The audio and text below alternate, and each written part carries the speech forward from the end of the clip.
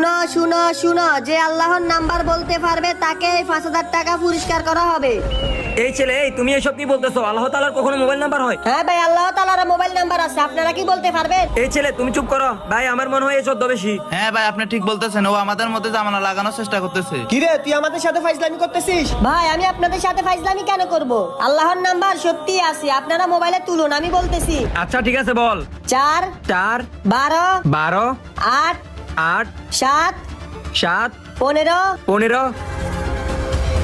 কিরে, ফোনে তো ঢুকতেছে না। ভাই আপনারা মনে হয় আমার কথা বুঝতে পারেন নাই। আচ্ছা বলুন তো, মানুষ আল্লাহর সব থেকে কাছে কখন যায়? আরে এটা না জানার কি আছে, নামাজের সময় যায়। ভাই তাহলে শুনুন, 4 মানি ফজরের 4 রাকাত, 12 মানি জোহরের 12 রাকাত, 8 মানি আসরের 8 রাকাত, 7 মানি মাগরিবের 7 রাকাত, আর 15 হচ্ছে এশারের 15 রাকাত। সুতরাং নামাজের মাধ্যমে আল্লাহ তাআলার সাথে যোগাযোগ করতে পারবে। ভাই এ তো ঠিক বলছে। আল্লাহ আমাদের সঠিক বুঝার তৌফিক দান করুক। ভিডিওটি ভালো লাগলে কমেন্ট করুন।